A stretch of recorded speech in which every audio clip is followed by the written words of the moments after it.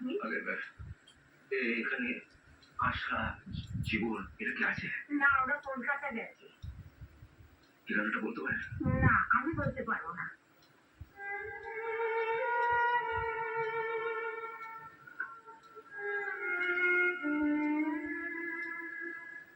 আশা জীবন তাপস পালের বাবা বাবা হয়েছে